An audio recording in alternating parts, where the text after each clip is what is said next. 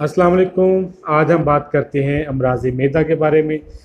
अमराज़ मैदा मतलब सीने की जलन, गैस, कब्ज़, ग़िज़ा का हज़म ना होना, भूख का ना लगना, पेट में दर्द रहना, पेट का भारीपन, ये तमाम अमराज़ मैदे के अमराज़ कहलाते हैं।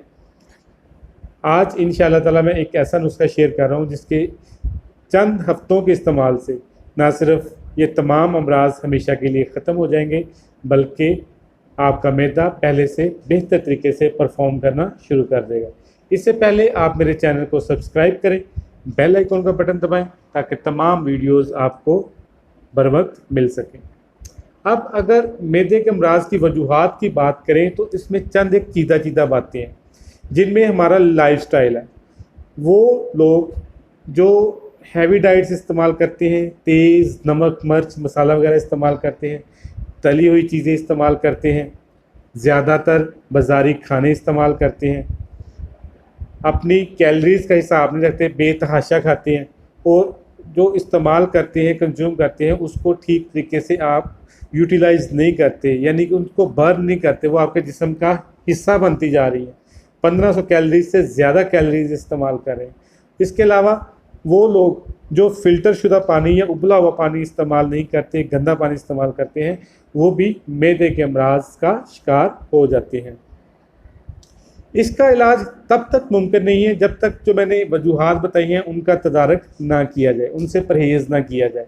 इसके अलावा आप अपनी ज़िंदगी को सादा करें, सादा ग़िज़ाएँ खाएँ, ऐसी ग़िज़ाएँ इस्तेमाल करें जो जल्द हज़म हो जाएँ, जिनको हज़म करने के लिए आपके मैदे को ज़्यादा कोशिश ना करनी पड़े। लतीफ़ किस्म की ग़िज़ाएँ खाएँ, बिल्कुल लाइट सी, जिनमें सब्ज़ियाँ हैं, फ्रूट्स हैं, सलाद है, दूध दही वगैरह है।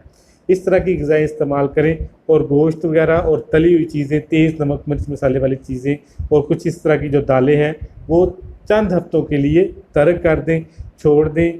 इंशाअल्लाह ताला से 2 हफ्ते के इस नुस्खे के इस्तेमाल से आप बिल्कुल अपने आप को तवाना और तमाम मैदे के अमराज हैं उससे आप छुटकारा हासिल कर लेंगे। अब नुस्खे की तरफ आते हैं। नुस्खा इंतहाई आसान है, स्क्रीन पे लिखा हुआ आ रहा है, आप ये चीज़ें पंसारी से ले लें, आसानी से दस्तयाब हैं। इनका बारीक पाउडर कर लें और आधी चम्मच सुबह दोपहर शाम खाने के बाद सादा पानी के साथ इस्तेमाल करें। इंशाअल्लाह ताला से ये तमाम अमराज हमेशा के लिए ख़त्म हो जाएंगे।